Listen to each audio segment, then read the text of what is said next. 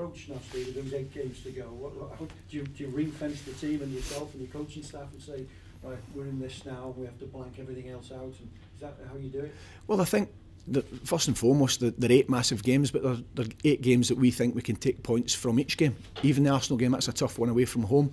We don't have a fantastic record away from home against Arsenal, but I think they've had so many players away on international duty, then hopefully it's a good time to play them. And we've got a reaction, I think, as you've seen from the last couple of games, where if things don't go our way, if we don't get a decision, that hopefully you do get some decisions, but if one does go against you, feel a bit aggrieved, you put that behind you and you move on. And I certainly think that type of reaction is there for everybody to see.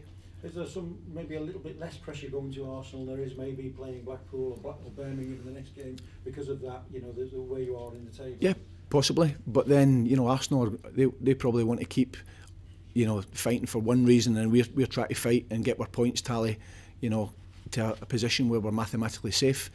So we're working with one goal in mind, and they're probably working on another. So there's always pressure, and we think we can go to the Emirates and get something from this game. As far as the squad is concerned, what about injuries and things like that? Big international week. Yeah, good. Everybody's came back from international duty. The last one back was Jermaine Jones, came back this morning, and he's put a lot of miles in because he's been in New York and then he was out in Nashville playing with the States.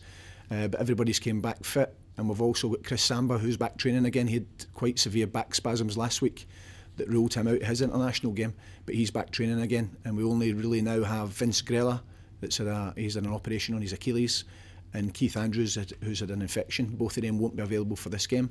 But even David Dunn trained today from a long layoff, and David will be in the squad as well. So the squad's looking good. Just on the international thing, I mean, is it a good time to have players all over the world at this point? Going into what is a real crucial period. It's not ideal, but sometimes if a player's not played 90 minutes, in the last few weeks, to go away and play with his country, if he can get some game time under his belt, that can be good, providing they don't come back injured.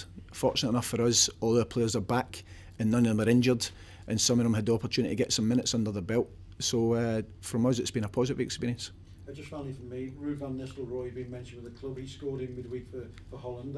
Is there anything in that? Is that a possibility? Well, there's a number of targets, but what we're going to do now is make sure we focus on these 8 games, and then next season, when the transfer window opens, I'm sure there'll be new players coming to the club, and players, big names will be bandied around. But we just want to focus on these 8 games. I haven't spoke with Ruud in person at all, so we're always going to be linked to, I think, players of that profile. But I can assure you it's an 8-game focus, and that's all it is at the moment. You're relaxed? Yeah. You're still enjoying it? Very much so, yeah. Very much.